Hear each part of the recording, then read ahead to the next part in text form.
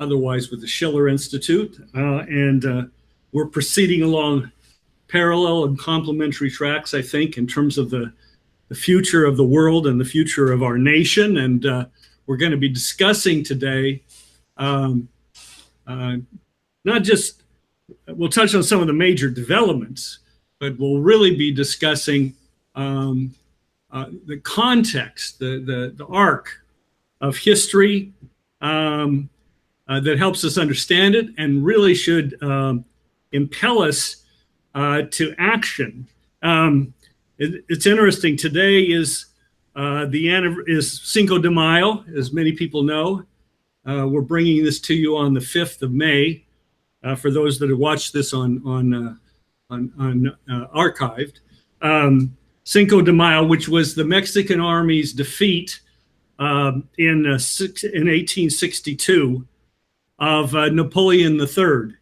And a very important day, yes.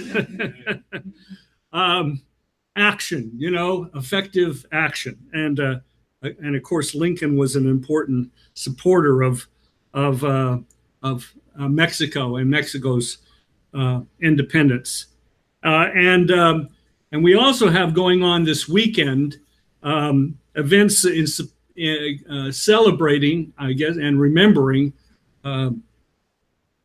what is termed the Immortal Regiment. If you haven't heard this term, hopefully you will more and more, because it's a growing phenomena. It's honoring and evoking the memory of the 27 million, roughly, Russians who died in the course of the war against fascism, the World War II. And events are occurring, the anniversary of the end of World War II is coming up on Tuesday, May 8th. Here, we celebrate it here. In Russia, they celebrated on the 9th. But events are beginning this weekend for obvious reasons, because it is a weekend.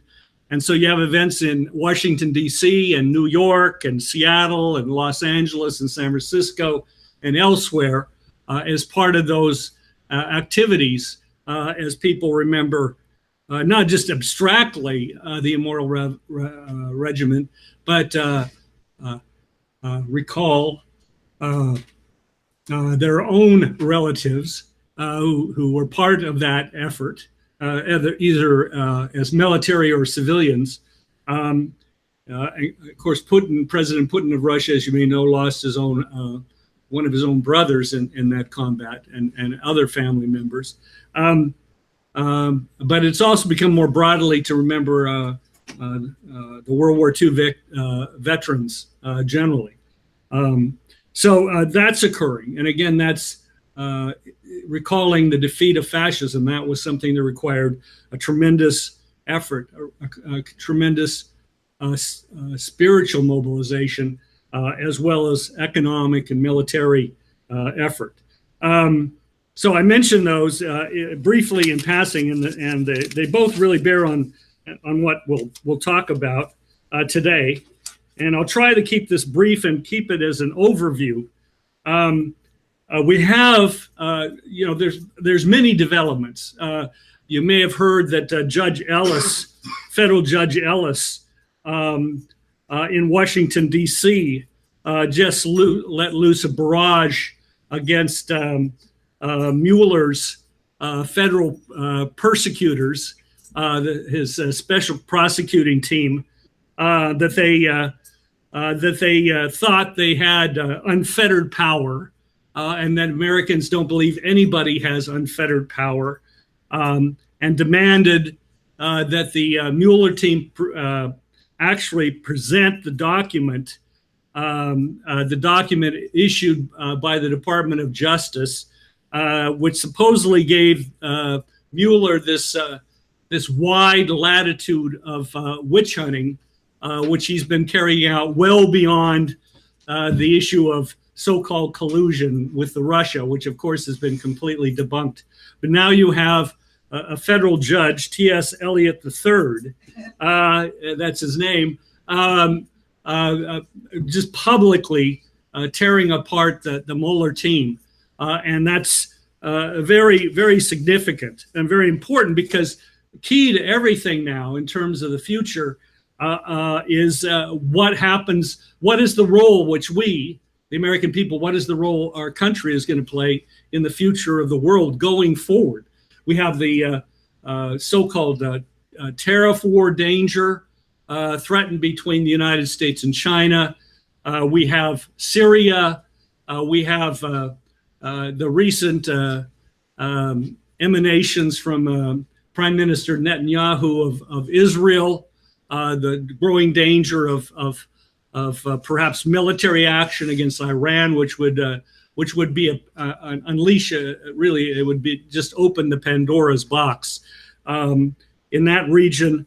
But we also have this incredible process going on, a positive process.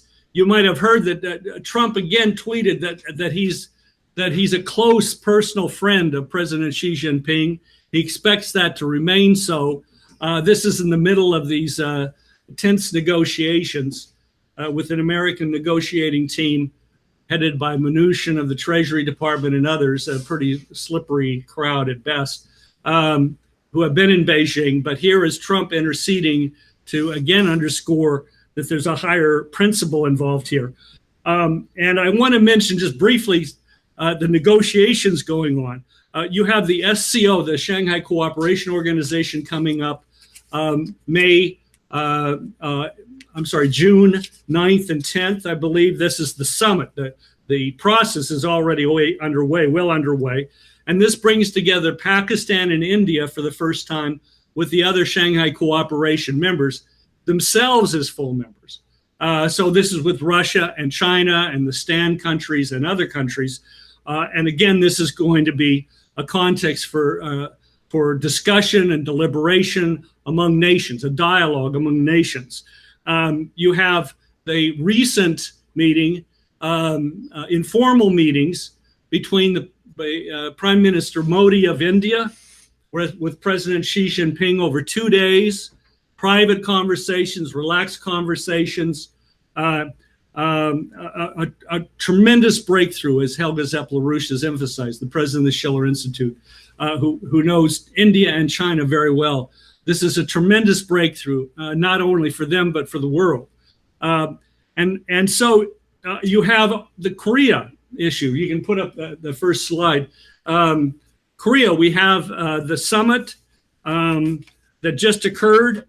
You probably saw some of the photography involved in that of President Moon of South Korea meeting with the leader of North Korea, Kim Jong-un, and a peace statement, basically a pathway going forward on that. But this was the result of a much broader process that involved Russia, Japan, China, the United States, and of course the Koreas, most importantly, to make this process possible. So this is an extraordinary cooperative, collaborative process that's going forward. And this coming week, in just a matter of a couple of days, you have a summit of China, Japan, and South Korea, so the leaders of these nations, or in the case of China, represented by I believe it's by their premier, you have a summit occurring among these key critical nations. Think about it: Japan, an enormous economic power, major nation; China, of course, and the president of South Korea. And again, this is among the major subjects. To keep this brief, a major subject is the economic development of North Korea. The president of South Korea, when he met with the president of North Korea, handed him a document and a stick, a UBS stick, with a document or documents laying out a proposal, a program for the reconstruction of North Korea, or collaboratively between North and South Korea. And this summit that's occurring in a couple of days will take that up as well in terms of how China said, of course, we're going to be involved in North Korea's economic development in a collaborative win-win way. But we want to do it together with other nations, with Japan, with South Korea. So let's discuss it. So this is the dominating process going on, really dominating Eurasia, and it's very, very exciting. Now, okay, so the standpoint from which we have to approach it here from the United States, we have to take this from the standpoint of the highest principles of the United States. Take George Washington. So we'll start at the beginning, so to speak, very briefly. But his farewell speech after his terms in office as president, warning against foreign entanglements, and that included specifically long-term treaties with any single nation, warning against getting drawn into foreign entanglements, the danger of this. Then John Quincy Adams. I'm sticking here to the foreign policy principles of the United States. John Quincy Adams, his well-regarded concept of a community of principle among sovereign nation states. You may not know it, but Britain attempted to organize the young United States. At the time that John Quincy Adams was Secretary of State under Monroe, Britain tried to organize the United States into alliance with them to support liberation movements, so-called, in places like Spain. You can imagine what the British Empire's intention was in that regard. But this was rejected straightforwardly. As John Quincy Adams said, we will make alliances, we will make partnerships based on principle, a community of principle, where the principles of the founding documents of the United States are central. So let's go to the next slide. Just briefly, this is a map of the Koreas. Just so you have an idea of it, here's the railroads going up both coasts of Korea. These are being reconnected and expanded. But I'd also like to point out that this map is almost the exact replica of the map that appeared in the EIR magazine of February 8th, 2002. Open North-South Silk Road to Prevent New Korea Crisis, authored by Kathy Wolf from LaRouche's premier publication, Executive Intelligence Review. And I think I have that as another slide. I'm not sure if I have that. Huh? Where are the hubs of the connections? Oh, you have on the west coast connecting the two Koreas. You have it going north from Seoul up to Pyongyang, which is the capital of North Korea, and then on up to the border with China. On the west side, you have it going all the way from the south, I think from Busan, all the way up along the coast to Ambyon, Kimchunk, Chongjin, and on to Hassan, and then Hassan, and then Vladivostok. And then, of course, the railway is going east-west as well, connecting across at several points. This is the infrastructure that's already, it's part of the peace agreement that's been reached between North and South Korea, but it reflects these principles. It reflects the same approach as that indicated by Adams, Washington, collaboration among nations, as opposed to, okay, we're going to settle this once and for all. We're going to nuke them, or anything of the sort. Or we're going to choose one side and we're going to wage war against the other. The approach here is cooperation between these nations, and we're stepping back and we're letting these nations step forward and build their own future. Next slide. This is just another, I just want to emphasize here the connection of this to the larger world. This is an earlier map. Obviously, these plane maps of current routes from Pyongyang, the capital of North Korea, just shows that there's other modes of transportation involved, as well as the question of railroads and so on. But also, and of course they go into South Korea as well. But if you go on to the next slide, you get a sense of what's involved. Look at where South Korea is, where North Korea is, where it is relative to Japan. Most people don't even think of Japan being that, close and central. But then look across at China. Off further to the southwest, southeast, you have the Philippines off the map. But in other words, here you see the Korean Peninsula, the nations of what are now currently, unfortunately, two countries, North and South Korea, what can be, again, one country. You see its central role in the economy of the entire of East Asia, its central position. And that very much bears on the problem we're addressing here in terms of overcoming blocks, the blocks of geopolitics, power blocks, trade blocks, and the rest of this. And let me just mention now Franklin Roosevelt. And I want to make a kind of challenging point here, which is that if Franklin Roosevelt had lived, there would have never been a Cold War. And we're going to quickly go through some of the major hotspots that we've been confronted with around the globe over recent decades in a minute. But really, the setting of this situation, this was not ahistorical. It's not, oh, this is the way it is. This is the way Hobbes was right. It's each against all. That's just the way, it is with humanity. We're just part of the animal world, right?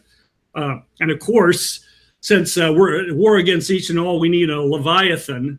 We need a dictator or a dictatorship of a class to keep order over these animals, over this animal kingdom. That quite opposed to that kind of ahistorical, oh, this is the nature of man as an animal and so forth. This is the current set of crises, the crises that we've experienced through our entire lives, has been the outcome of very specific decisions that were reached, decisions that were made, policies that were imposed on us.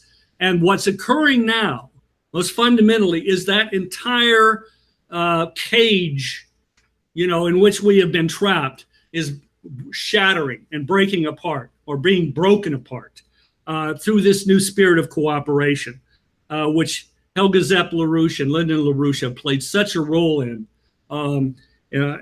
accomplishing. So Franklin Roosevelt, let's step back. We think of George Washington, John Quincy Adams, but Franklin Roosevelt, oh, well, that's, what is that, 100 years later? I mean, it's some, what does one have to do with the other? Well, recall what I was just trying to quickly say about John Quincy Adams and Washington.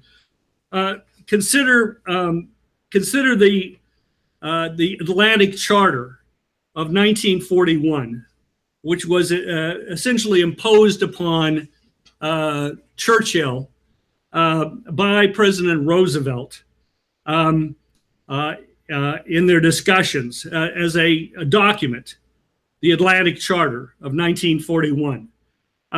That document spelled out, and let me just read a couple of the points.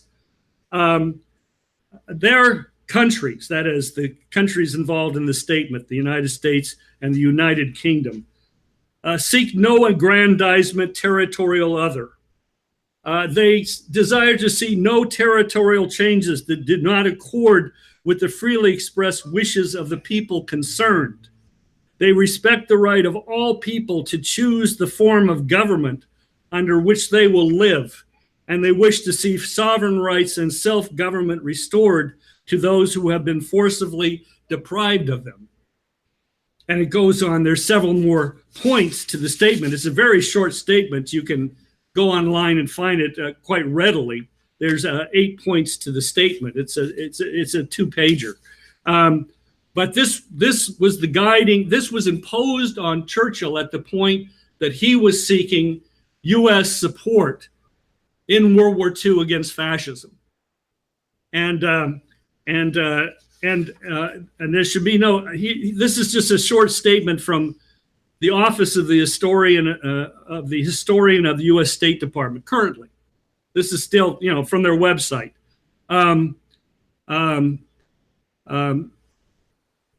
Roosevelt, on the other hand, wanted the British government to affirm publicly that it was not involved in any secret treaties, particularly ones concerning territorial questions, such as those concluded by the Allies during the First World War concerning the division of enemy territory at the end of the war.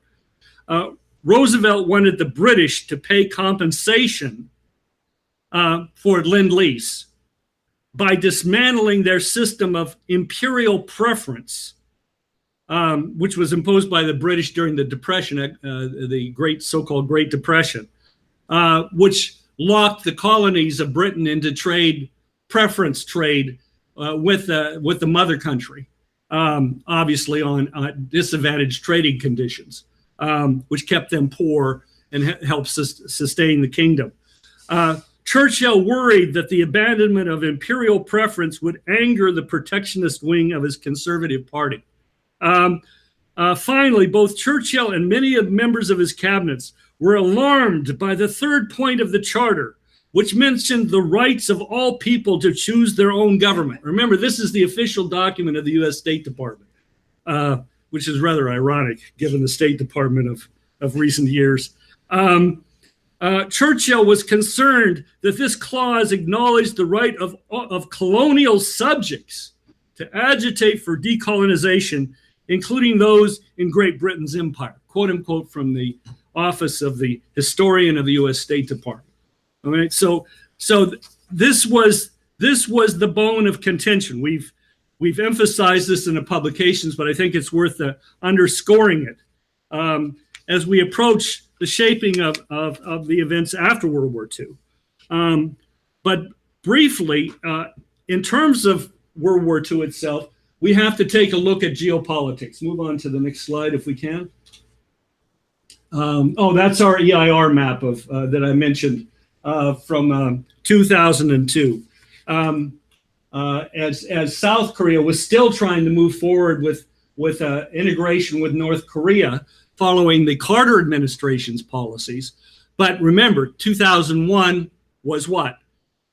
Was 9/11, right? And Cheney and Bush used 9/11 to say, oh, we're not negotiating with terrorists. And there's this axis of evil, if you remember, which was Iran, and it was North Korea. And of course, it was Iraq, Saddam Hussein, right? And so these agreements were ripped up. Advanced agreements, and which are now what's being pasted back together again in a sense, and really evolving in a new environment. But moving on to the next slide. Okay, here we have Edward VII.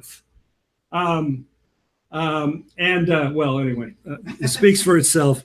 But this was the manipulator of World War I. We'll come back to him, I think, maybe in a little bit. But he is the real author, if you will, behind Mackinder. Move on to the next slide. Here we have Alfred Mackinder, an academic, really, but also held posts in the British government. Academic in the wrong sense of the term. But this was his statement, and this became guiding policy, as many of you know, throughout the 20th and into the 21st century. Who rules Eastern Europe commands the heartland. Who rules the heartland commands the world island. Who rules the world island controls the world. The next slide, please. And here is the map that he produced. The initial map he produced of this concept. You see there, top middle, the pivot area, as he calls it, which is Russia, essentially Russia and Eastern Europe. And it's in this context that Germany became so critical in this concept. Think of this as a concept to explain a policy that was already in place. But the idea was that you had to prevent, obviously, if Germany gained control of Eastern Europe in an alliance or otherwise, and also then with Russia, then this heartland would then control the world island and reaching out from there, controlling the world, including the natural resources of Africa and so on. These were points that were being made back at the turn of the century, the beginning of the 20th, end of the 19th, really, and the beginning of the 20th century. This was the concept. So an alliance or collaboration between Germany and Russia, which was already developing around railroad lines, and of course reaching into West Asia, this had to be prevented at all costs. This was the rationalization that Halford Mackinder was proposing, that this had to be the basis of British doctrine of dividing and preventing this process of development. Now go on to the next. I mean, this should just this is a Mahan, Admiral Mahan, a U.S. promoter. He promoted then the idea of the choke points in terms of sea lanes, a U.S. version taken up by Teddy Roosevelt, and very much problematic in U.S. geopolitical thinking, another form of it. But anyway, you notice he looks like a Brit too. I mean, if you look at the pictures of him as a young man, he looks human. But by this point, forget it. He's gone. Go on to the next one. So think of that last map of the world island, and then look at this map, this Merrick's China mapping of the New Silk Road, of the Eurasian land bridge, right? China's mega project in collaboration now with some 140 nations, and map this onto Mackinder's map, right? And you realize how freaked out, absolutely totally freaked out, the British Empire and their collaborators are about the direction of the world right now. Because what is this but in fact the heartland theory being the threat of this central pivot being taken over, not by the British Empire, but by what? A collaboration of sovereign nations. What had been underway earlier during the end of the 19th century, from Lincoln forward, in terms of the spread of railroads modeled on the Transcontinental Railroad of the United States into Europe, the unification of Germany, the railroads into Russia, the collaboration of Sergei Witte with the friends and collaborators of Friedrich List in Germany, and on and on. The first locomotive across the Trans-Siberian Railroad in Russia was a U.S. locomotive. I mean, this was what Britain absolutely, as an empire, feared, that all of their efforts, including the U.S. Civil War, had come to nil, and they had lost everything. So the British Empire's perspective was exactly the opposite, and continued to be exactly the opposite to what Washington and Quincy Adams had earlier posed. And this was the continuing policy of the British vis-a-vis the United States. So on to the next slide. Well, this is Asia and Vietnam. We'll come back to this in a second. Or Indochina and Vietnam in particular. But let me just turn now for a minute to Roosevelt and the period around World War II. Now, Roosevelt, and this is very controversial, but it's important because this is a real axiom embedded in people's thinking. And it's got to be dug out. I mean, dug out in the sense of not just rejected in the sense of a Kantian negation, but it's got to be actually thought through and superseded with a higher conception. What am I talking about? I'm talking about the fact that most people still think, in one way or another, that Stalin was probably one of the most evil people of the 20th century. Not Bertrand Russell, but Stalin, Joseph Stalin. And therefore, the whole question of Roosevelt's collaboration with Stalin, if people even know about it today, is highly suspect. And there's reams of material online and publications, books, to the effect that this was all horrible. I mean, this is, the Birch John Society type of, the conspiracy, stuff, and so on, is all based, huh? Collusion of the highest Yes, order. collusion of the highest order between Roosevelt and Stalin. And so, yes, you should hear the echo of the allegations that Trump is in collusion with the evil man of the 21st century, Vladimir Putin, as an echo of this stuff, which, was rampant in the 50s and 60s, but you see it being brought back today, an attempt to bring back exactly this very crude, I don't even call it thinking, but anyway, narrative. I'll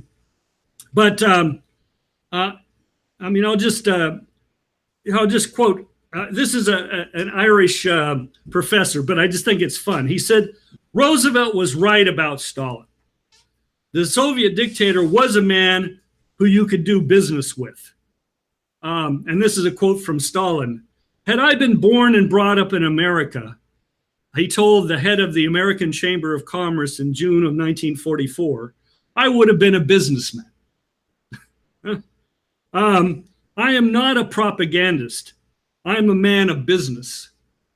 And that's not to take anything away from the fact that Stalin was quite capable of being a very cruel figure, a cruel actor on the stage of history, to get what he wanted and thought was necessary for Russia. But what Roosevelt was out for, what Roosevelt's intention was first of all to win World War II, and he knew that Russia was absolutely essential to that, most profoundly so. Russia bore the brunt of World War II, 27 million lives, as are being memorialized in the Immortal Regiment events, as a testimony to that. But that only paints part of the picture. And secondly, what he was concerned about was not some static question of blocks and power blocks, but about the future of the world coming out of World War II. And so, and he had to fight his own State Department. He had to fight a major section of the US government to support Russia in the course of World War II. In fact, early on, after the German invasion, the Nazi invasion of Russia, through Eastern Europe and on into Russia, the view of most, including Senator Harry Truman, was a pox on both of their houses. The Nazis and the Russians, let them kill each other, which was in fact the British geopolitical view.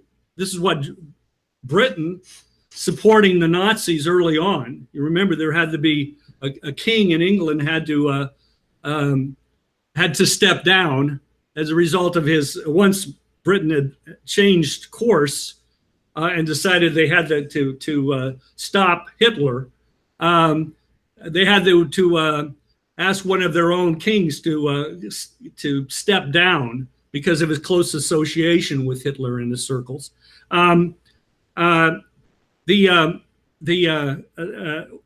that assault was underway, the State Department, Stimson, and others were all arguing that it was a matter of days before the entire, Russia was rolled up by the Nazi blitzkrieg. It was going to be gone, and Roosevelt sent Harry Hopkins to Moscow. He was in Eastern Europe or in Western Europe. He was in Western Europe to Moscow to find out what the situation was. And he met with Stalin. They discussed the requirements. And Hopkins came back reporting to Roosevelt, first by telegram and then personally, that in fact, Roosevelt had an ally against the Nazis in Stalin, and that they were going to fight, and they were intent on fighting. And so Roosevelt then mobilized, to get resources, Lend-Lease and so forth, into Russia. Well, his own State Department and so forth were fighting him every step of the way. So Hopkins proposed the appointment. He appointed Henry Hopkins as special envoy, but a trusted aide of his, or not aide, but friend, collaborator, a guy named Philip Ramonville, who had served from 1932 to 1939 as a military attaché in Moscow, who was a friend of Harry Hopkins. Roosevelt jumped over the entire, chain of command, appointed this gentleman, Faymonville, Faymonville,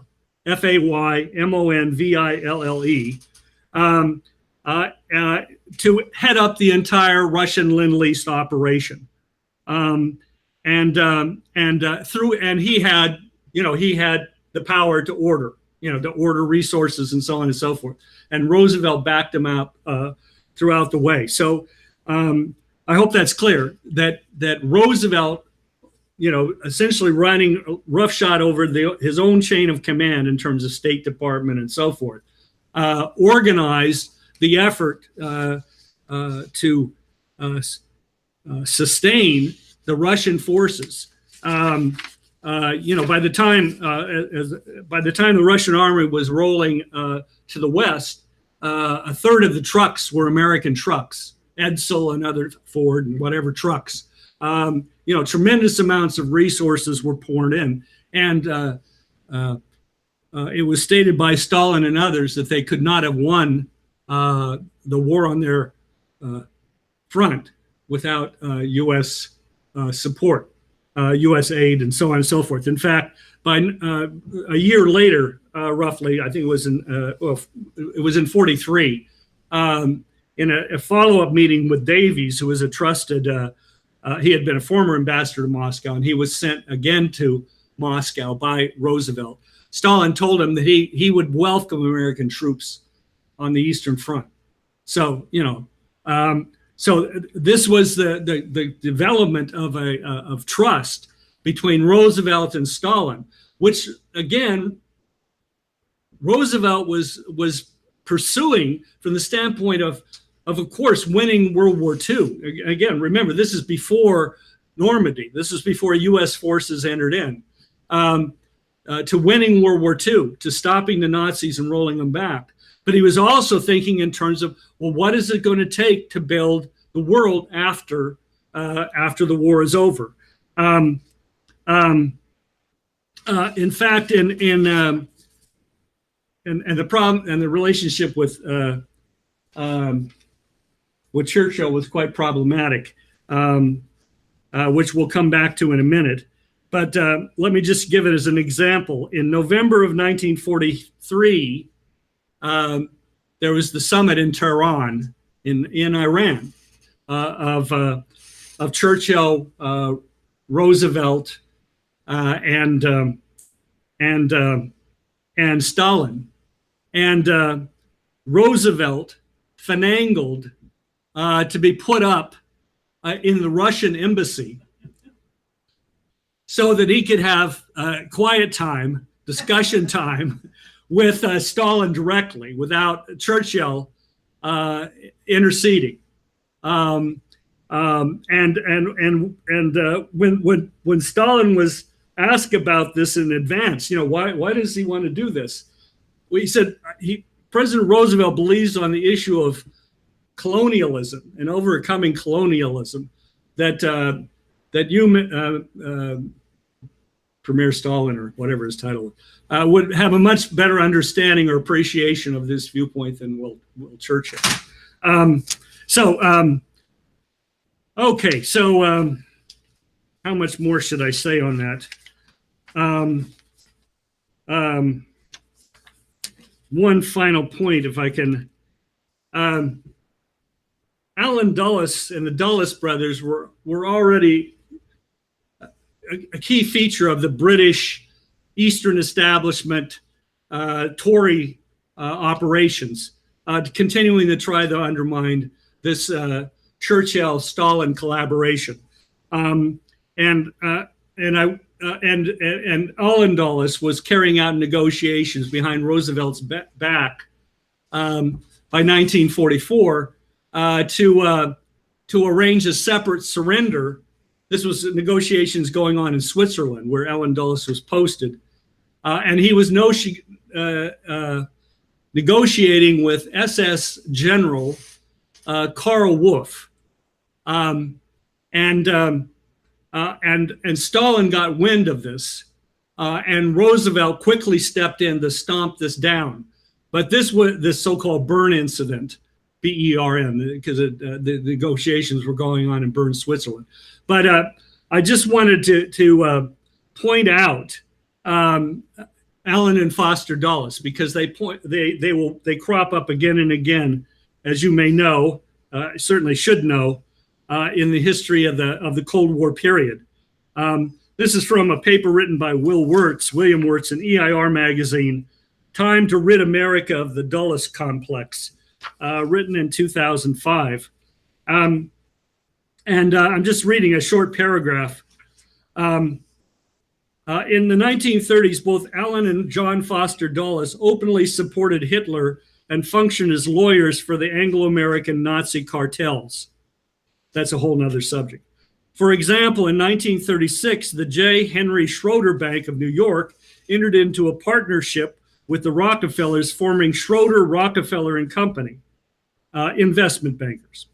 The partnership included Avery Rockefeller, nephew of John D. Rockefeller, Baron Bruno von Schroeder in London, and Kurt von Schroeder, an officer of the SS Death's Head Squad and the head of the J.H. Stein Bank of Cologne, Germany, which directly funded SS Chief Heinrich Himmler.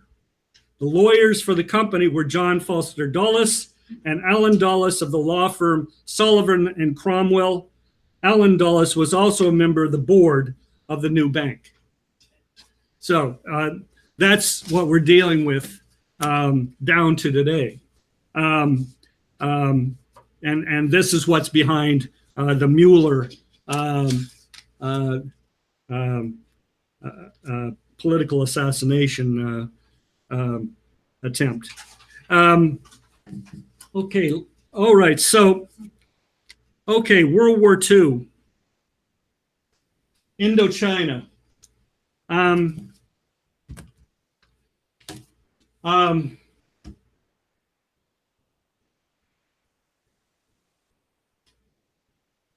Let's go directly to a quote. I think it's the next slide to put it up there. There's a famous book, and if you've got the handout, the last page of the book is a link to Amazon.com, where you can get used copies of this book for $11. And there's plenty there. It was a very popular book at the time it came out, and is that As He Saw It by Elliot Roosevelt, and he spells out there. Well, let's just read the statement here. This is the Casablanca Conference in 1943, and Elliot Roosevelt is with his father, and he's not some kid, following along after his daddy. He's a naval officer. He's an experienced naval officer, and he's there in an official position. But this is a conversation in which they're having, in which he Elliott Roosevelt raises the question of Indochina, and that Churchill is arguing that Indochina really should be given back to the French, and of course this goes right back to the Atlantic Charter, this issue, and this is Roosevelt's answer to this. And I think again it's very important to understand, to see how prescient Roosevelt was in understanding the geopolitical machinations that the world had been trapped in which he was intent on getting the world out of. I'm talking about another war. This is his response to this idea of allowing the French and others to reoccupy Indochina. I'm talking about what will happen to our world if after this war we allow millions of people to slide back into the same semi-slavery. Don't think for a moment, Elliot, that Americans would be dying in the Pacific tonight if it hadn't been for the short-sighted greed of the French and the British and the Dutch. Shall we allow them to do it all over again? Your son will be about the right age, 15 or 20 years from now. So he was forecasting, he was not wishing for it, and he was intent on the alternative course, but he was forecasting the bloody Vietnam War, which did more which cost millions of lives and really wrecked this country. So Vietnam, the next slide, the history of Vietnam. This is Ho Chi Minh. Ho Chi Minh was an OSS agent during World War II. He was working with the United States. He was committed to the independence of Vietnam. This is in 1919, as it states. He was there in Paris, citing the U.S. Declaration of Independence, petitioning President Wilson to intervene on behalf of Vietnam's independence. This just gives you a sense of the background that most Americans don't know, but need to now come to understand very quickly. The next slide. And this was the conference dividing up, I believe it's the Potsdam Conference, making the decision on Indochina. Of course, Vietnam was not represented there. Alan Dulles is the U.S. representative. I think the third figure, two figures over to the left from Stalin in the white military uniform. Next slide, please. This is a statement from a historian, just useful, just so you understand that this is understood. During the Second World War, the president, hoping to prevent the resumption of French rule in Indochina, formulated a plan to establish an international trusteeship that would lead to eventual independence for this area. It was the same thing that he proposed for Korea, by the way. Although the French were reluctant to give up their former colony, Roosevelt had gained support for his plan from two of America's major allies, Russia and China. But, writes Professor Hess, not a significant person, but this is being quoted here, the Indochina trusteeship died with Roosevelt's presidency. President Harry Truman declined to interfere in French plans. Finally, at the Potsdam Conference, the Americans and British agreed that the liberation of Indochina should be accomplished by the British south of the 16th parallel and by the Chinese north of that line. This proved to be vital because it made certain the French returned to the south. And of course, what that did was that led to Dien Bien Phu, the defeat of the occupying forces of the French, and further negotiations. The next slide. This is Vietnam. This is how the Vietnam War that shaped the 20th century, certainly the latter part of the 20th century. So this is just a brief history, right? Ho Chi Minh and so forth, these were the leaders that were fighting the Japanese in French Indochina during World War II. Roosevelt was also working to bring in India through the person we know as Mahatma Gandhi into the war against the Japanese as well. The British absolutely opposed that. There's the establishment of the League for the Independence of Vietnam by Ho Chi Minh, the Japanese surrender. There's the clash between French colonial forces. Remember, the Atlantic Charter had been signed.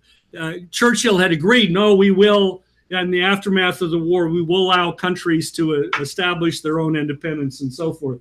1950, by 1950, the defeats, right? And so on, up to the Dien Bien Phu debacle in 1954.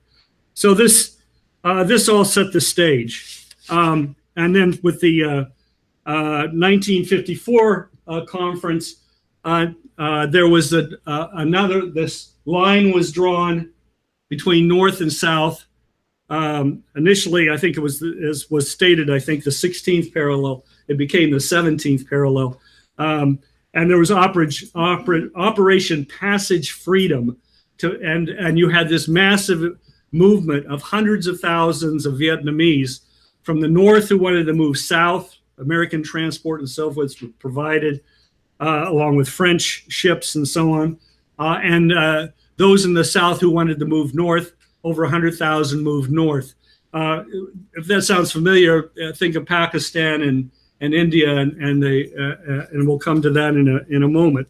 But this, in a nutshell, is Indochina and the war that unfolded, and it was in October of 1963 that Kennedy ordered all American troops out of Vietnam.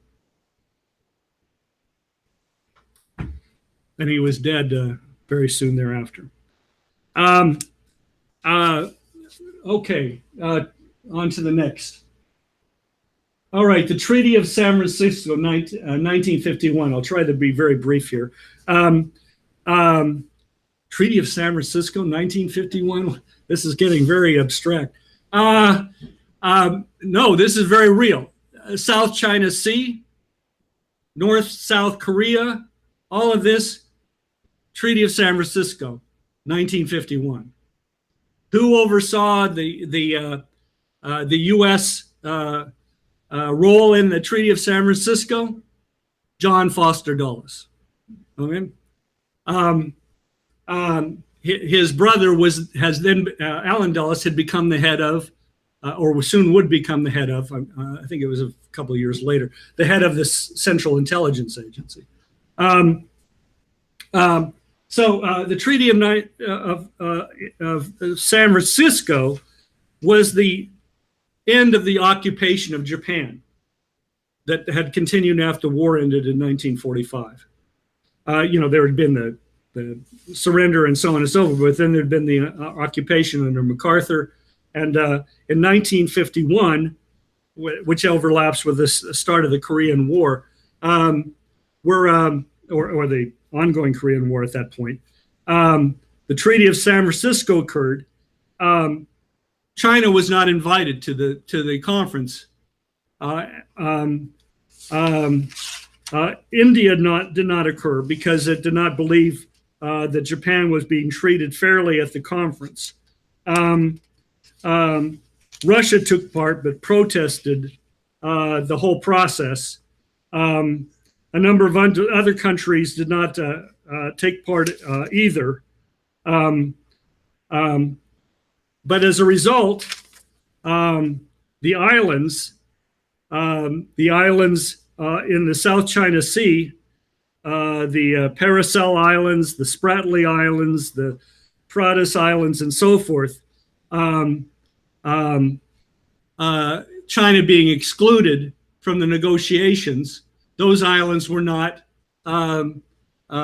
designated as territories of China. They were not designated as the territories of anybody.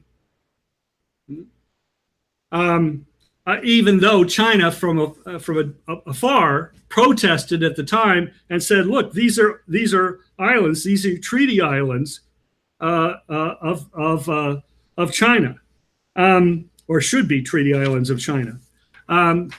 So that's the South China Sea business. North-South Korea. Both Koreas were excluded from the negotiations. So all the arrangements in the area were made at the Treaty of San Francisco under the guidance of the British and John Foster Dulles. Well, let's see. Let's just go on to the next slide. Go on to the next. All right. We're stepping back a little bit in history here because we want to quickly bring up to speed another flank, the Middle East. But this, have you heard the Entente Cordiale? Have you heard of the Entente Cordiale? 1904. You might think it's a liqueur or something.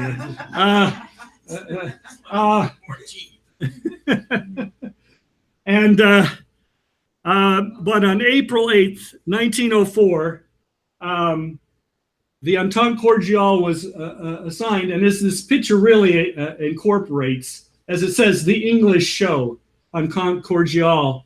And notice it's the Frenchman who's the waiter, and it's the English ladies there who are being served. And this is what was established by the Entente Cordiale. France accepted its secondary position in the arrangement of the European oligarchy, and would follow in Britain's footsteps from thereafter. You see this today in Macron, the actions of Macron in the speech that he delivered to the U.S. Congress a week ago. On to the next. The Sykes-Picot Treaty in 1916, a secret treaty, was the outcome of that, which was the division of the Middle East into French and English sections.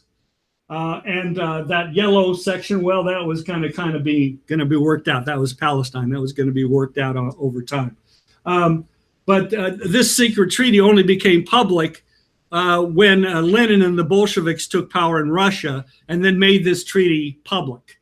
But this secret treaty also denied to the Arabs of the region what they had been promised by the British and by the French, I believe, as well, which was their own sovereign republic.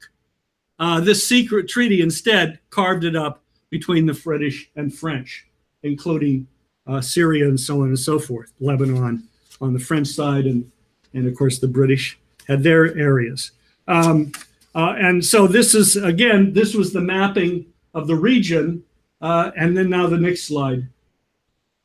That's the map of the time, showing it divided up A and B, but also the colored areas and so forth. That was the map that was actually drawn up by the military officers, Sykes and Picot, that were overseeing the actual division of the Middle East between the two of them, between the two colonial powers. Next slide. If you wonder where now, here is the letter, November 2nd, 1917, to Lord Rothschild. I don't want to overplay that. I mean, the Rothschilds are highly overrated in terms of their role in world affairs. But anyway, but he's being addressed as the leader of a Zionist organization. This is in 1917, and this is from Lord Balfour, the foreign minister of Britain. I have much pleasure in conveying to you, on behalf of His Majesty's government, the following declaration of sympathy with Jewish Zionist aspirations which have been submitted to and approved by the cabinet. His Majesty's government, government view with favor the establishment in Palestine of a national home for the Jewish people, and will use their best endeavors to facilitate the achievement of this objective, it being clearly understood that nothing shall be done which may prejudice the civil and religious rights of the existing non-Jewish communities in Palestine, or the rights and political status enjoyed by Jews in any other country. I should be grateful if you would bring this declaration to the knowledge of the Zionist Federation. All right. So the importance of this is understanding that what we have today, still ongoing, the Palestine-Israel conflict, is the direct outcome, not accidentally, deliberately, by the British to create even a further division, within the states, shall we say, they're really not sovereign nations at this time, certainly, the states or colonial areas in the Middle East. And that's been played out ever since. Whereas what we have proposed, going on to the next slide to emphasize the other side of this, is the development of West Asia and Africa, a coordinated collaboration among the nations of the region to overcome exactly these colonial vestiges, which still operate very much to this day. Think of Sunni versus Shia and so on and so forth, these so-called divisions within the Middle East. And the next slide, our report, extending the new Silk Road to West Asia and Africa. And of course, this is now being taken up by China and Russia, this perspective of bringing the Silk Road into West Asia, that is what we call the Middle East, or is commonly known, it's the British term, the Middle East, between Britain and the Far East, is the Middle East, into West Asia and Africa. That earlier picture was the Transportation Minister of Egypt with Hussein Askari of the Schiller Institute and EIR, releasing the report in Arabic on the new Silk Road 2 or 3 years ago now. All right, next slide. Okay. This gentleman is Lord Mountbatten.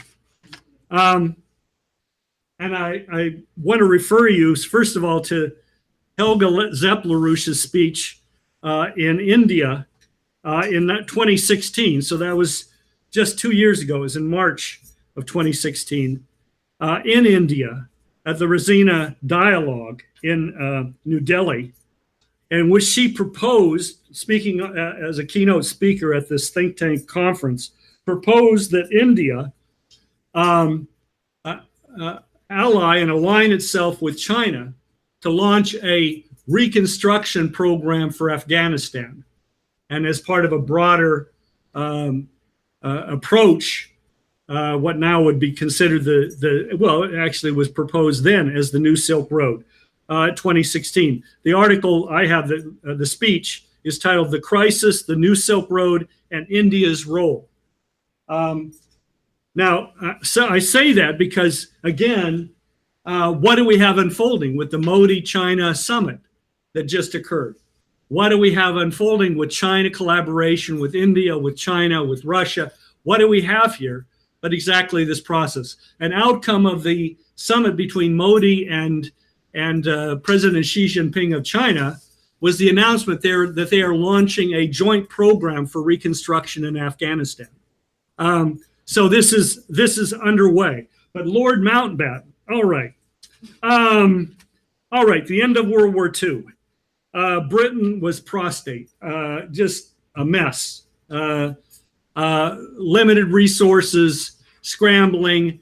And in India, of course, there had been an independence movement led by Mahatma Gandhi, also Nehru, and many others. And by 1946, when a general election was held throughout India, and the Congress Party won something like 90% of the vote, it was clear that Britain no longer had any had any legitimacy in India. It was clear to them as well as to everybody else. But what was Britain's response to this?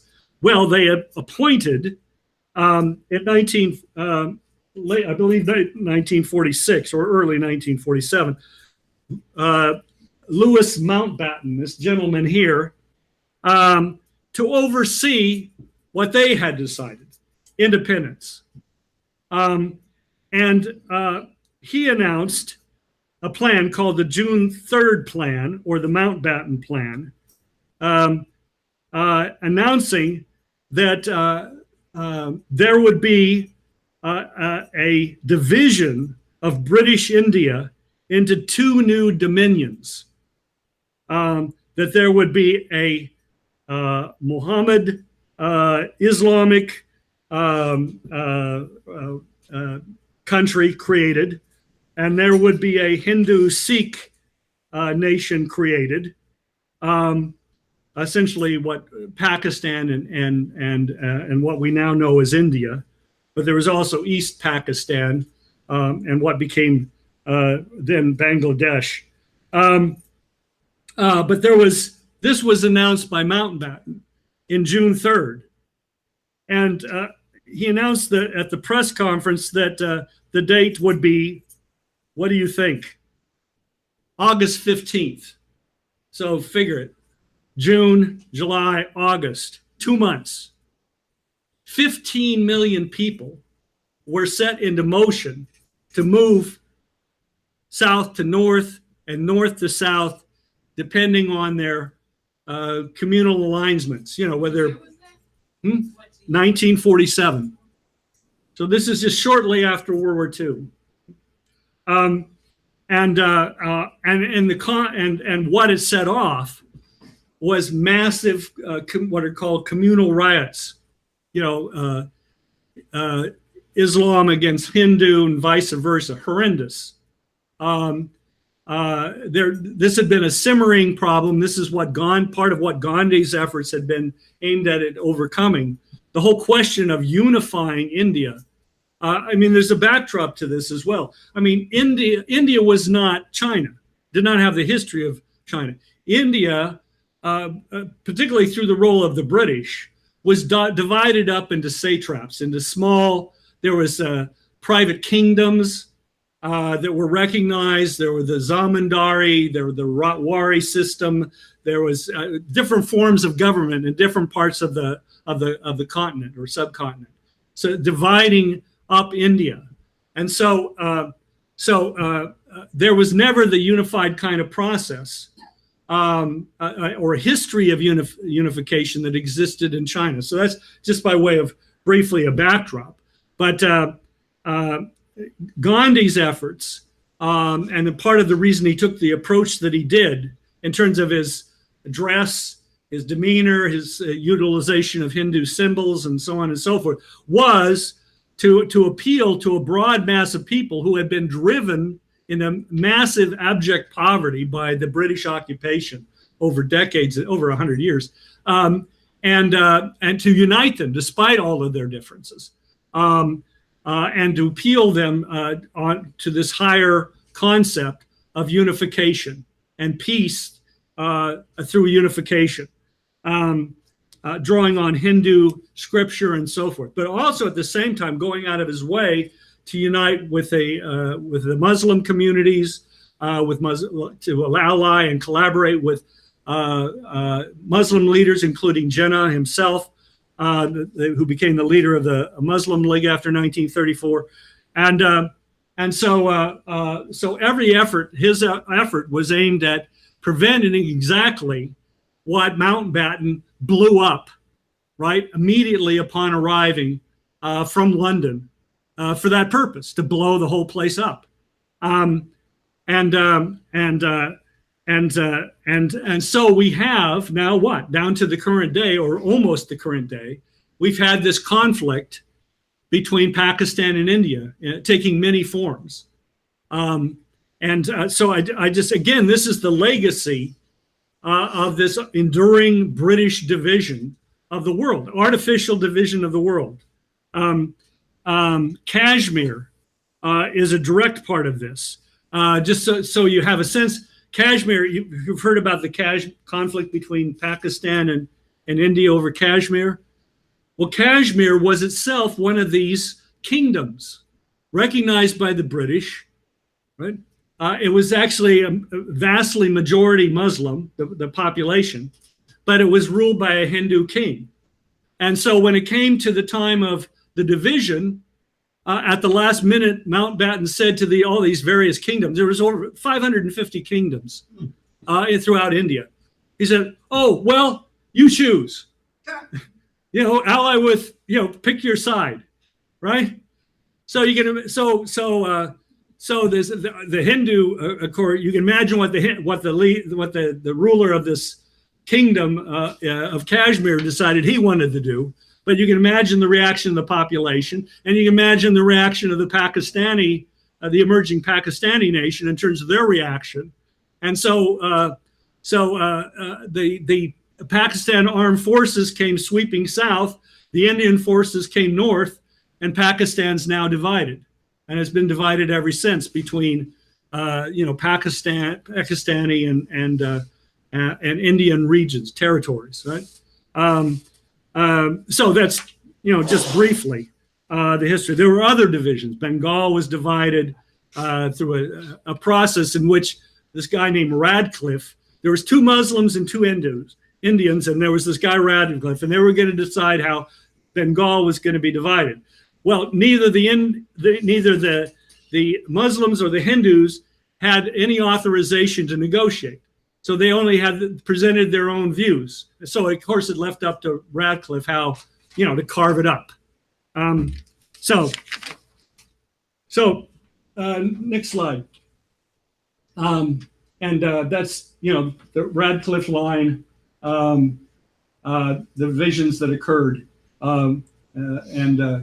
On to the next slide. And that is Lyndon LaRouche in India. In the early 2000s. And what was he proposing? He was proposing a 4 powers arrangement, an agreement, that the way forward was an alliance between India, China, Russia, and the United States. On to the next. And that's Helga at the Rosina Dialogue, picking this thread up again in India. In 2016. I think the picture of Lynn is actually from 2008, if I remember right. On to the next one. And this is the, I won't even try to get it right. It's the Bangladesh, India, Burma, Myanmar reservoir, or railroad. Well, it's not just a railroad. It's what's the corridor, right? This is the proposal that China is making in collaboration with nations for the development of the entire region, unifying all the nations again of the region. That includes, of course, Indochina. You see in the red, you see many of the projects being proposed, and you see the same thing in India as well. But the blue is the corridor that I'm talking about. Now that corridor also reaches in a different way into Pakistan. The next slide. And this is Pakistan relative to the area, to China, to Iran, just to get, and India, to give people a sense, kind of from the top down, what this looks like in a much more, I think, comprehensive way in terms of why this is so central to this whole process. Go to the next slide. This is a map here of the China-Pakistan economic corridor, in which over 42 billion have already been invested. It's certainly going to top off over the planned 62 billion. This is rail, oil pipeline, highway, port development, the transformation of Pakistan, reaching down to the Arabian Sea, the Gwadar port,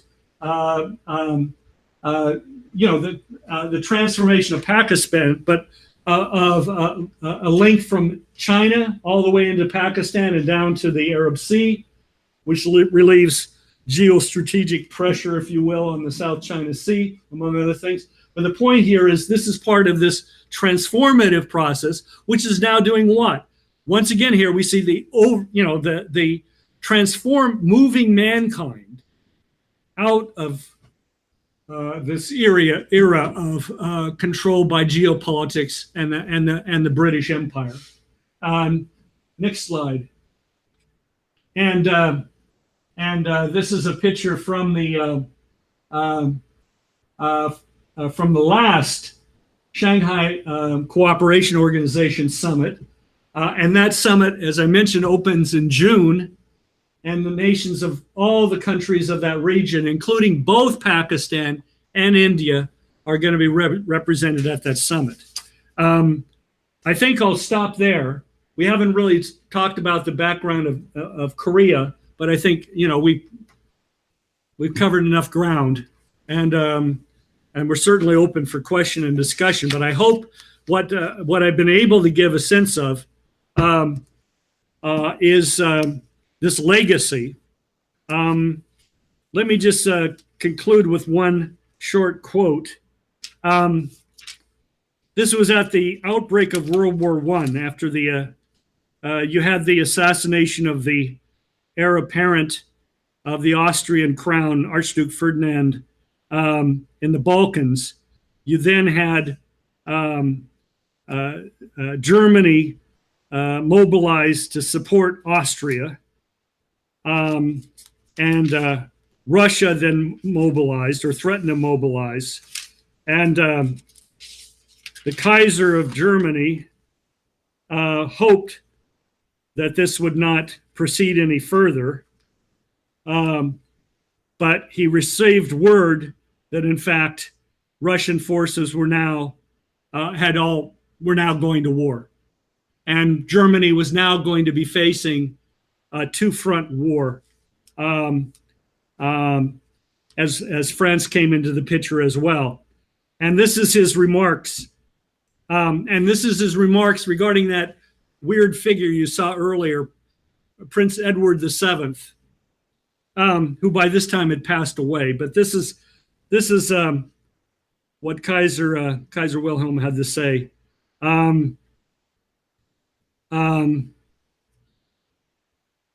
He burst into, this is from Barbara Tuchman's book, The Guns of August. When Russia mobilized, he burst into a tirade of passionate foreboding, not against the Slav traitors, but against the unforgettable figure of the wicked uncle. He was the nephew of Prince Edward VII.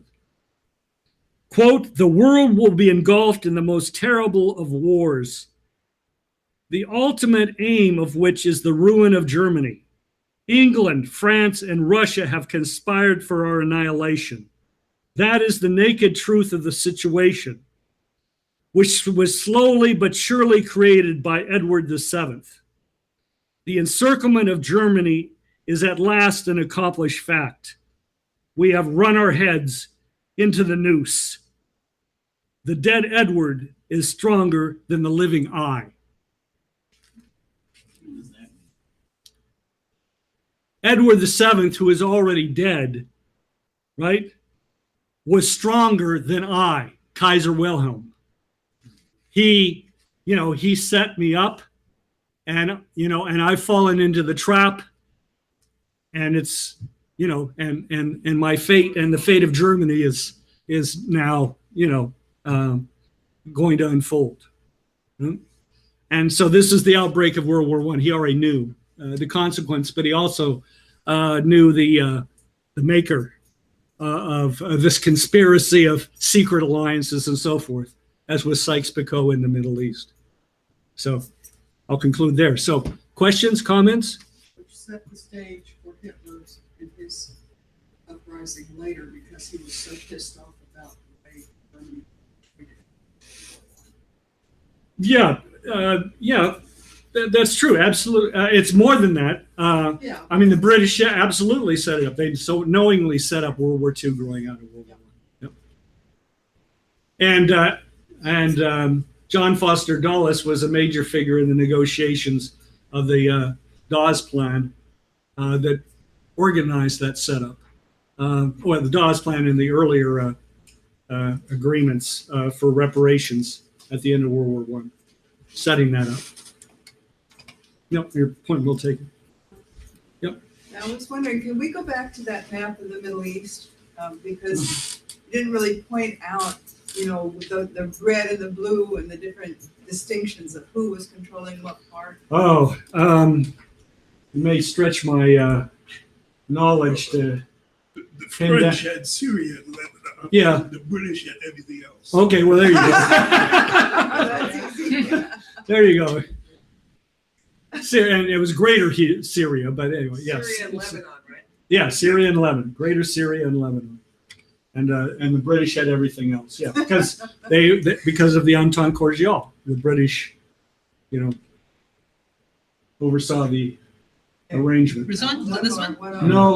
No. There you That go. one, Yeah, that one. there. Well, okay, so A zone. Yeah. Well, okay, the blue zone is French control. Okay, up into Turkey. A zone under French influence.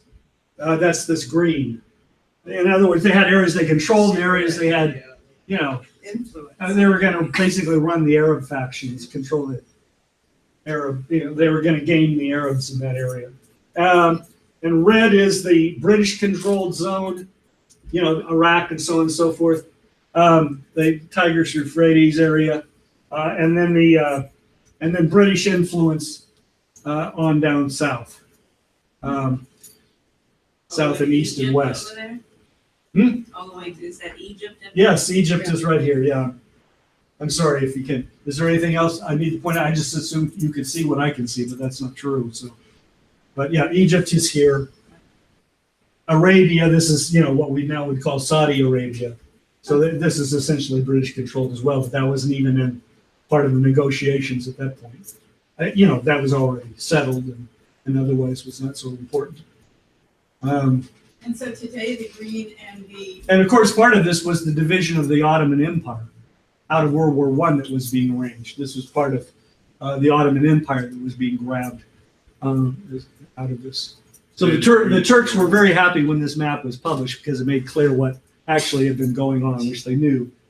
But anyway, that's part of the background to why Turkey's so hard to predict right now what they're going to do. So Brian, can you Yeah. describe what the blue and the green is today?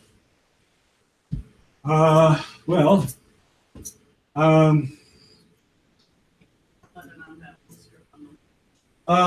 this is Syria. Here's the Euphrates River in here. This is Syria. Again, this reaches up into. Jordan's part of it. Yeah, Jordan is down here. Here's Beirut. Latakia is here. So this is Jordan. This is Palestine, Israel. That's Syria. Where you just put your finger with Syria. This is Syria here. And then Yeah, that's what I was saying. I said Latakia is in that.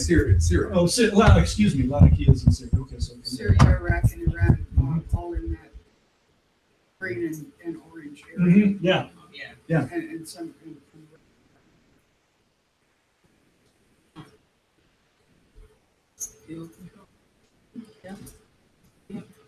Right. If you want to end the US and British. The video, I mean, you can make your own decision, but- go ahead, Craig. Let's bring this to Kim Jong-un. Okay. Who, it seems to me that there's a giant discrediting of the neocons and the British by they claimed to understand or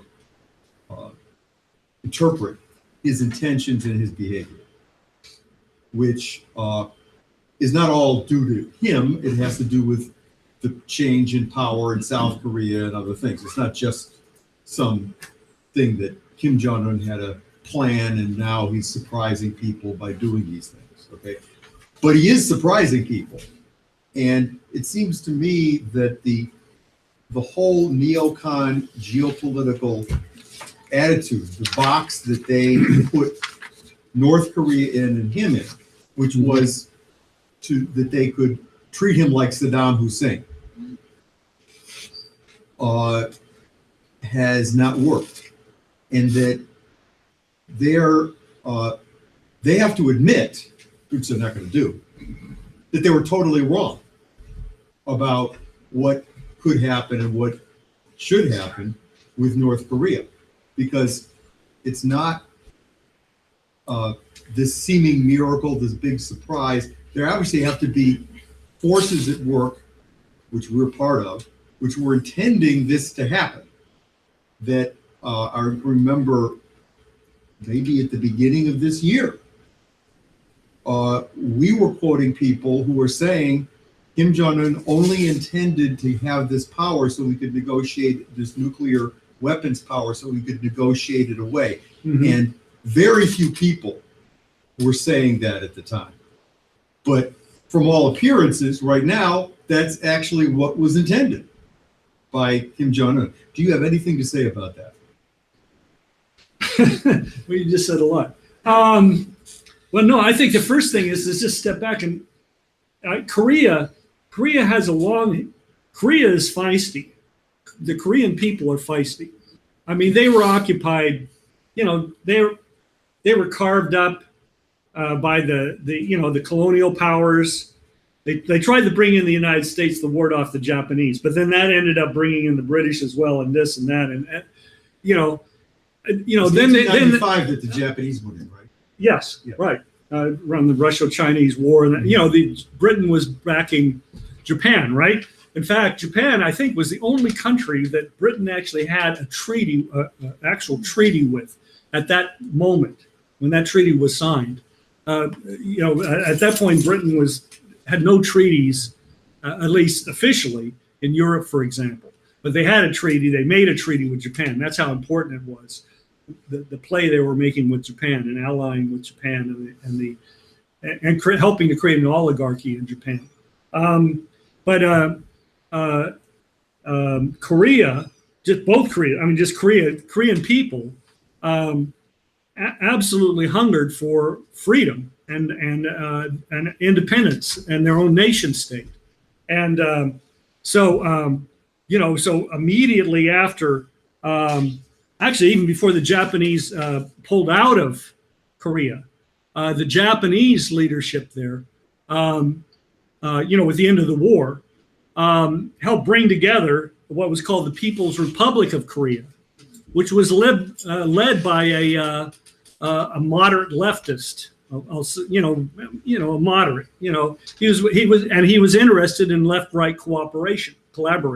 Right? Who was that? His name was Lu Wong-hung.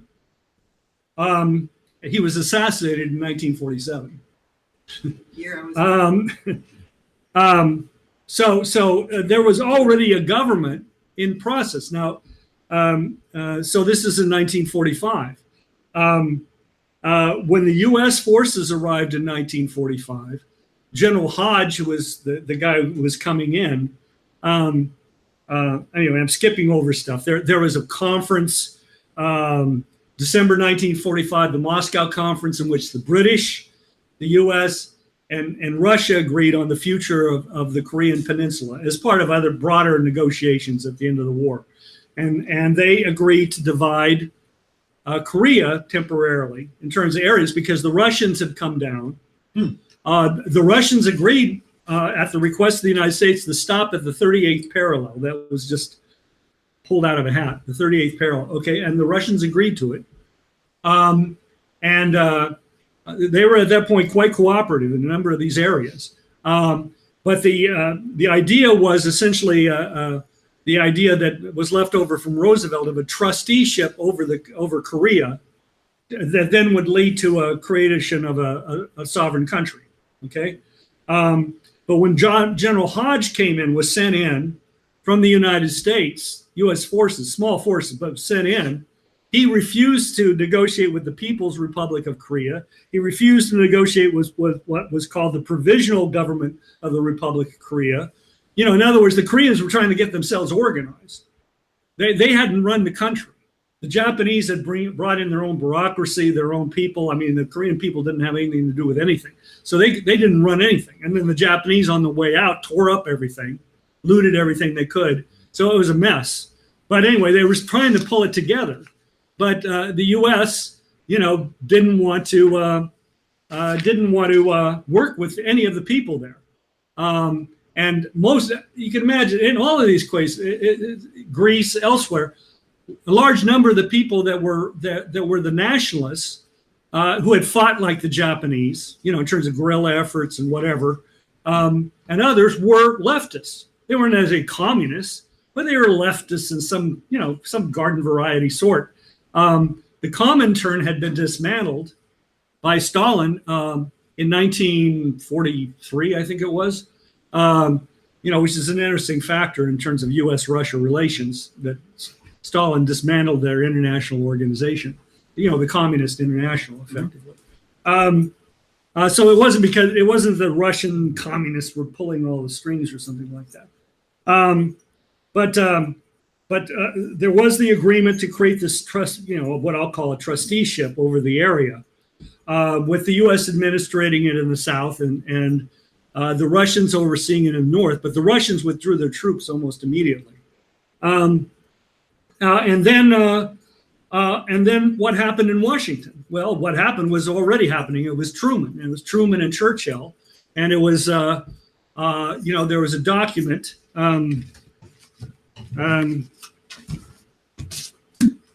A State Department, it was a national strategy document, NSC 68, National Security, Memorandum, NSC 68, that was published, which said, it was the John Foster Dulles line directly, Paul Nietzsche and so forth. We've been too soft on those commies, on the Russians. They're out to take over the world. And one of the places we got to put our foot down is in Korea. So the foot was put down. Hodge was already doing this, but the U.S. created this military government because in the southern part of Korea, what you had was you had basically the old collaborators of the Japanese, were the people that were there.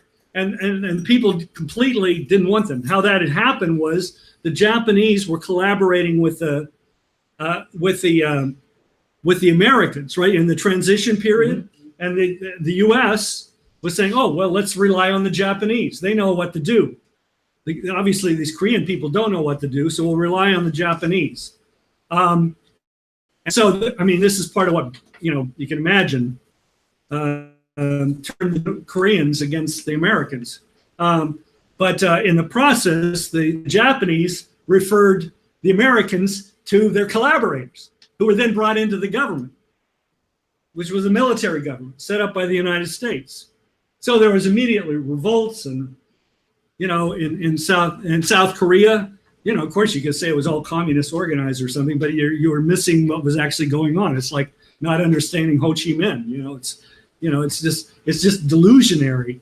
This fog of McCarthyism and commie versus, America and so on and so forth. And so the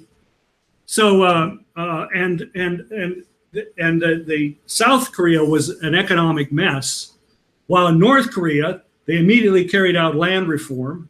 They nationalized the major industries to reorganize their industrial process. I'm not saying it was all nice and pretty and so on and so forth, but the Kim family that immediately became the leaders. The Russians just found out who was the leaders and appointed them the leaders. They weren't Russian appointed.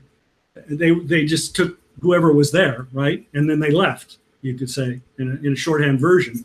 So this is the backdrop to what unfolded, and so then the decision was made, whatever the year, 46, whatever. Anyway, North Korea invaded South Korea. South Korea was falling apart, and It's 1950. 1950, and just quickly, this is Max Hastings' book on North Korea, but not that is so profound or anything. But he says, here's a quote. This is well-known fact.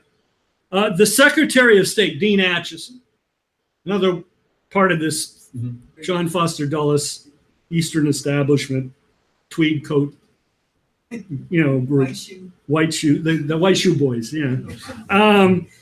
The Secretary of State was held largely to blame for sending the misleading signals to Pyongyang and Moscow, which made the communists believe, I mean, take all that with a grain of salt, but anyway, you get the idea, that they could attack with impunity.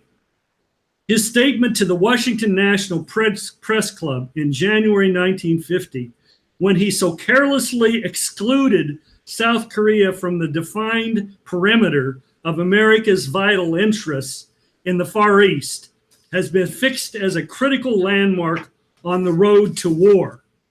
Ambassador Museo, the U.S. ambassador to South Korea, had warned for months from Seoul of the dangers of appearing to exclude South Korea from the declared interests of the United States. The withdrawal of American forces from South Korea, the visible lack of enthusiasm within the United States for Syngman Rhee's regime, the opposition of the right-wing Republicans to financial aid of any kind for his country, right-wing Republican, combined with such public statements as that of Acheson to create an overwhelming impression of American indifference to Rhee's fate. And voila. Sounds like April. April Gillespie, Ambassador April Gillespie signaling to Saddam Hussein that he could invade Kuwait, right? Yeah, exactly. And so I think that's the background. But, in other words, I think also Kim represents Kim Jong-un. There's more to this than just Kim Jong-un or some simple who is he, who isn't he, back and forth. I mean, this is tabloid kind of stuff. Well, there's actually a broader history, which isn't so simple. And I'm not saying I'm certainly not trying to pretend I'm the expert on Korea, but I hope that gives a better sense. I mean, go ahead, Vladimir. Go ahead. on the Pakistan, when the British, of course, when they came in and they left and they but when they gave the independence to, they tried to divide between people that have to choose between Pakistan and India. But they knew that, that would have created a big mess, right? They knew it. And to me, I kind of figure that they did it on purpose because they couldn't be, control anymore. But now my other question is, do you see peace in that region one day? Do you think they still really hope to have peace in that region? And also, who helped the Pakistan get the nuclear weapons? Weapon, yeah. And I can't really answer you on that last question. That's a little hazy in terms of who helped Pakistan get the nuclear weapons. Yeah. I don't want to. I'm just not in a position to. But on the other, look. I mean, I have to go back to Lynn's Four Powers proposal, which is what really is emerging here. That alliance of India, Russia, China, and the United States. This is what he said. This in the post-crash period, after the crash of 2008. Okay, you've got to reorganize the financial system. You've got to create a new architecture. Strategic and financial, and these are the four countries by which, as Helga said the other day, you can solve it. There's not a problem on the globe that you couldn't solve. Well, we have the SCO summit coming up, June 10th and 11th, 9th and 10th in China, with all of these leaders, including India and Pakistan. For the first time, they're both there as full members, and they're going to be participating in this. And you just had the Modi meeting with India. There was the Anglo-American attempts to play them off against each other. That Helga's discussed, the idea of, creating, the Indo-Asian alliance or whatever, Australia, They call it Indo-Pacific. Indo-Pacific, thank you. Alliance, that Australia, of course, is part of the British Commonwealth, India, which is still part of the British Commonwealth, allied with Japan and so forth, will create an alliance against China, right? Well, now that's obviously not working because India said no. And Japan, Abe, has just been in China and said, we're going to collaborate on the new Silk Road. So now you have the SCO summit as part. I'm not saying the SCO summit is so key, just by itself, but it's part of one conference after another. The BRICS conferences, this whole dynamic, as Helga was outlining on Thursday in the webcast, that's just transforming the relationships among all these nations in a positive way, on a collaborative basis. And therefore, you have the China-Pakistan Economic Development Corridor. Okay, well, India has a problem with that because it goes through Kashmir, disputed parts of Kashmir, which is still disputed today. But now India is willing to take a look at the Bangladesh-India Myanmar corridor proposal to come on board that in conjunction with what China is otherwise doing with countries in the region, including Thailand and Laos and Cambodia and Vietnam and this joint project between India and China on Afghanistan. So I really think that creates the framework. You could already see it shaping up where Pakistan and India can be brought to not complete agreement, but a consensus. I hope that answers. Yes, Ron. Yeah, Brian, what you've laid out, you get a real clear view of the entire world of how the British have played these things at every level. And I think for the American people, we really have to not only look at that, we have to look at how they played it in the United States. And you've referenced that in terms of the Lincoln situation, killing the Kennedy and all that. Uniquely coming out of World War II, Mr. LaRouche was in the South Pacific and in the Asian area. He kind of picked up the challenge to play this American role and rebuild it. Mm-hmm. And maybe you could say a little bit about something about the new pamphlet that we just rewrote and is coming out, and how we've got to use that to educate the American people, not only to this level of insight, but then to actually be part of the government to implement it and maintain it. Well, I'll approach it this way. Yeah, the pamphlet is coming out. That's great. What we call shorthand 4 powers, the new Silk Road and 4 powers pamphlet is coming out in a new edition, and it's very LaRouche centric. It puts LaRouche right at the center of the developments in this post World War II period. What we see emerging today. What I'd like to do, because I can't cover everything in the universe, is I want to bring this forward in the sense of what Roosevelt intended in terms of the United Nations, addressing this question of the United States. The United States, right, it came out of World War II, is the most industrial, most powerful nation in the world. We had this incredible industrial capacity, skilled workforce. There was incredible optimism, right, in the population. We beat the Depression. We won World War II. We put together after World War II. We put together a healthcare system, guaranteeing healthcare to every American, to be built up over a period of the next couple of decades. But it was put in place, building on the experience of World War II. And then later taken down. We were on a tear, and if Roosevelt had lived, the intention was very directly that this would have been part of the reconstruction of Russia. This capacity would have been the basis for the building out of the newly independent nations in Africa, in Asia, and so forth. In other words, we had this capacity. Now unleash it, not as weapons, but transform it, into the export capacity, right, for the development of the world. What China is doing now with the new Silk Road.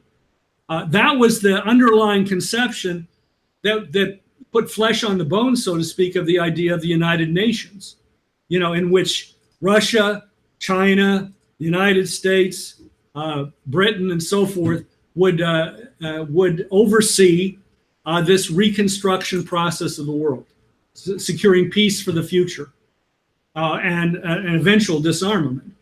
On the one hand, you had